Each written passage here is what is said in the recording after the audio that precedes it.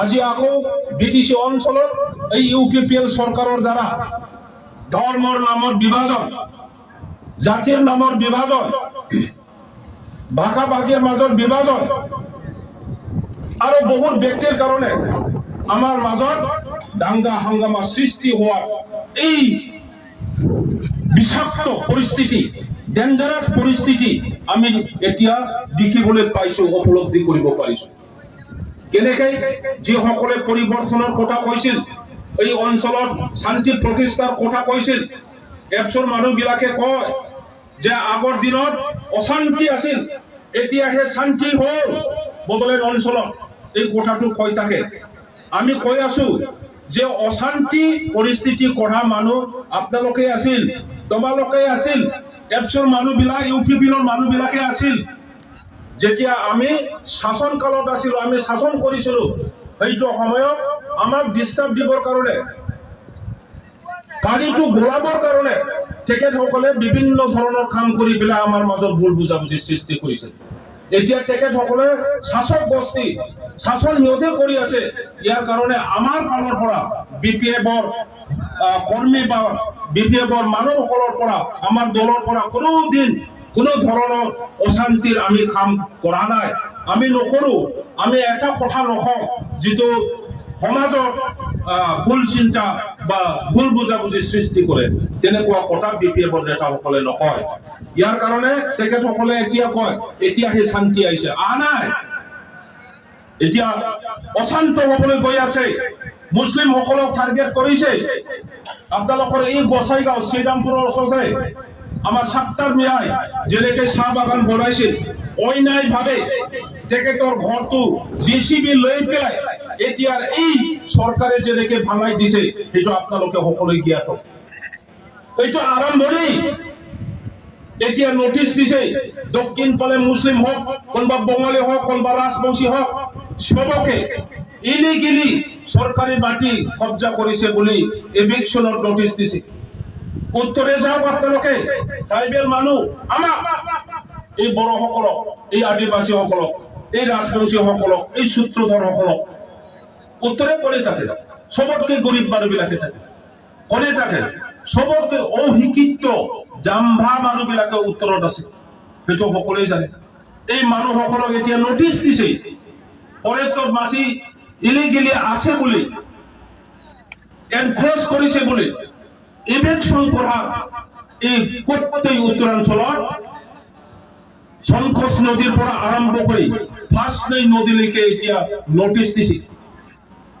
ৰাণীখাটত মোৰ সমষ্টিত JCB লৈ পেলাই গৰীব দুখীয়া মানুহসকলৰ ঘৰ ভাঙাই দিছে। অলৰেডি আমাৰ নন্দমকৰ ডাঙৰীয়া কৈছে গীৰ্জা ভাঙাই দিছে। এই UPPLৰ নেতাসকল, আমি আপোনালোকক ৰেসপেক্ট কৰো, সম্মান দিওঁ। এজন এজন আমি যেনেকে নেতা হ'ব বিচাৰিছো, আপোনালোকে নেতা, কিন্তু নেতাৰ ক্যাৰেক্টাৰ সম্মানজনক হ'ব যেতিয়া আপোনালোকে অন্যৰ দুখটো বুজিব পায়, ফিল কৰে, অন্য জাতিৰ সুখ দুখটো বুজিব পাৰে। কিন্তু আমি কি বুজিলো এতিয়া? তেখেতসকলে আকৌ কৈছে যে বড়োসকলৰ মাজত আকৌ বিভাজন আনিব বিচাৰিছে। কি কৈছে? বড়োসকলক সোধক, এই বাইদেউসকল, চৰাইবিল পিনি খ্ৰীষ্টিয়ান বেছি আছে বড়োবিলাকে, এই বাইদেউসকলে ভালকে কব। কি কৈছে? বড়োসকলৰ খ্ৰীষ্টিয়ান বিলাকক ট্ৰাইবেল STটো খাটিব লাগে। কথাটো শুনিছেনে? বড়োসকলে ধৰ্ম যদি কয়, সকলোৱে বাথৌ, আমাৰ 5000 10,000 পুৰণি ইতিহাস আছে। ৰামৰ যুগতে বড়োসকলে বাথৌ, খ্ৰীষ্টৰ যুগত, মহাভাৰত যুগত বড়োসকলে বাথৌ, এতিয়াও বাথৌ। কিবা এটা কাৰণত যেতিয়া আমাৰ ওপৰত ধৰ্মটো লৈ পেলাই অত্যাচাৰ চলিছিল, 1921 চনত প্ৰথম এজন মানুহে, বড়ো মানুহে খ্ৰীষ্টান হৈছিল। ইয়াৰ পিছত আহি আহি এতিয়া 15 পৰা 20% বড়োসকলে খ্ৰীষ্টান হৈছে। বড়োসকলে অকল খ্ৰীষ্টান হোৱা নাই, যিমান বৰ খ্ৰীষ্টান মানুহ হৈছে সিহঁতে বাথৌৰ পৰাই খ্ৰীষ্টান হৈছে, কিন্তু বাথৌৰ পৰা অকল খ্ৰীষ্টান হোৱা নাই, বাথৌৰ পৰা জয়গুৰুও হৈছে আমাৰ দাদা ভাই, বাথৌৰ পৰা কৃষ্ণ গুৰুও হৈছে। বড়োসকলৰ যদি ইতিহাসৰ কথা কৈছে, ধৰ্মৰ কথা কৈছে, বাথৌ নহলে বড়ো যদি হ'ব নোৱাৰে, ট্ৰাইবেল যদি হ'ব নোৱাৰে, খ্ৰীষ্টানৰ ট্ৰাইবেল যদি খাটে, জয়গুৰুটো খাটিব নেকি? খাটিব পাৰিব? কৃষ্ণ গুৰুটো খাটিব পাৰিব? প্ৰমোদ বড়ো নিজেই কৃষ্ণ গুৰু। বড়োৰ যদি কথা কয়, বাথৌ যদি নহয়, বেলেগ বড়োৰ যদি চাৰ্টিফিকেট খাটি দিয়ে, আপোনাৰটো খাটিব লাগিব, অকল খ্ৰীষ্টানসকলৰ নহয়। এই কথাটো আমি কৈছো। গতিকে BPF যিমান দিন থাকিব, আমি যিমান দিন থাকিম, আমাৰ মাজত ধৰ্ম লৈ পেলাই বিভাজন কৰিবলৈ চেষ্টা নকৰিব। এই তেনেকুৱা ধৰণৰ বিভিন্ন জাতি গোষ্ঠীৰ মাজত আজি কেনেকৈ বিভাজন কৰিব বিচাৰিছে, এই বিভাজনটো লৈ পেলাই আমাৰ মাজত গণ্ডগোল হ'ব। ইয়াৰ কাৰণে আমি এই ৰাজনীতিক যাত্ৰাটো কৰিছো, অঞ্চলত আমি শান্তি বিচাৰো, শান্তি। আমাৰ মাজত একতা দেখিলেই সিহঁতে কোনোবা মূৰ বিকাই যায়। এই বড়োসকলে এনেকুৱা, মুছলিমসকলে এনেকুৱা, বঙালীসকলে এনেকুৱা, বড়ো অনা বড়ো কৰিব লাগে, নন্দমকৰে যেনেকে কৈছে। আমাৰ দুখীয়া অশিক্ষিত ৰাইজক বিভিন্ন ধৰণৰ কথা কৈ পেলাই কোনোবা বহুত ধৰণৰ নেতা হৈ গ'ল, বহুত ধৰণৰ আশ্বাস দিছিল। এই অঞ্চলত যথেষ্ট আদিবাসী মানুহ আছে, ভোট দিয়াইছিল সিহঁতক যে মোক MP বনাই দিয়ক, আপোনালোকক মই ST বনাই দিম। বছৰ বছৰ আন্দোলন কৰি আছে। এই বড়ো নেতাসকলৰ কাৰণে আপোনালোকে ৰাজবংশীসকলে, আদিবাসীসকলে ট্ৰাইবেল নাপায়, গতিকে মোক MP বনাই দিয়ক, মই দিল্লীত পাৰ্লিয়ামেণ্টত গৈ পেলাই আপোনালোকৰ MP-টো গ্ৰেণ্ট কৰি দিম।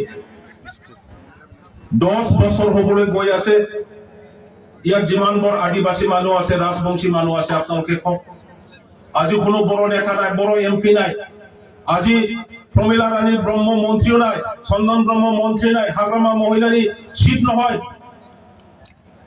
যি মানুহসকলক দোষাৰোপ কৰি পেলাই ভোট দিয়াইছিল আপোনালোকক, আদিবাসী ট্ৰাইবেল হৈছিলে, ৰাজবংশী ট্ৰাইবেল হৈছিল। এইবোৰ মিছা কথা, এইবোৰ মিছা কথা।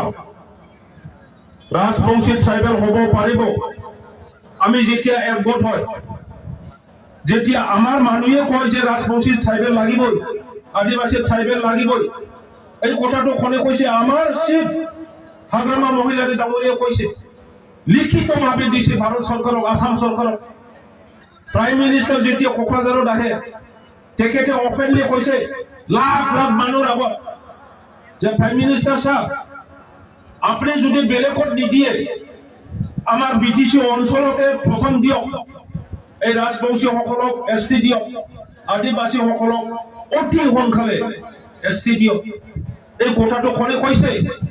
প্ৰাইম মিনিষ্টাৰক কৈছে, লাখ লাখ মানুহৰ আগত। এইটো কি মিছা কথা নেকি? আমি BPF-ৰ গোটেই কথা মিছা হয় নেকি? যেতিয়া লেট হৈ গৈছে, আকৌ আমি কাউন্সিলত ডিচিশন লৈ পেলাই হাগ্ৰামা মহিলাৰী ডাঙৰীয়াই ভাৰত চৰকাৰক আকৌ ৰিমাইণ্ডাৰ দিছে। এই কাগজবোৰ এতিয়া যিমান বৰ ৰাজবংশী নেতা আছে, যিমান বৰ আদিবাসী নেতা আছে, সিহঁতৰ হাতে হাতে আছে।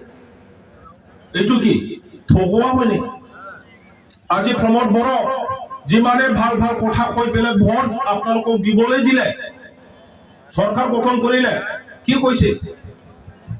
ৰাজবংশী যদি ট্ৰাইবেল হ'ব বিচাৰে, আদিবাসী যদি ট্ৰাইবেল হ'ব বিচাৰে, চবে ট্ৰাইবেল হওক, মাৰোৱাৰী হওক, মুছলিম হওক, চবে গাহৰি খাবলৈ আৰম্ভ কৰক। এই কথাটো কি? আপোনালোকক মুছলিমসকলক, মাৰোৱাৰীসকলক, বিহাৰীসকলক, যিসকলে গাহৰি নাখায়, সিহঁতক অপমান কৰিছে না নাই? এইটো অনুভৱ কৰিব পাৰে না নাই আমাৰ মানুহে? আমিও বড়ো মানুহ হৈ পেলাই আমাৰ মুখৰ পৰা তেনেকুৱা নোলায়। আমাৰ কলিজা সেইটো নহয়, আমাৰ দিল সেইটো নহয়, তেনেকুৱা আমি কাকো অপমান কৰিব নোখোজো। আৰু এইটোৱে হ'ল BPF-ৰ নেতাসকলৰ কেৰেক্টাৰ। পাৰ্থক্যটো চাওক।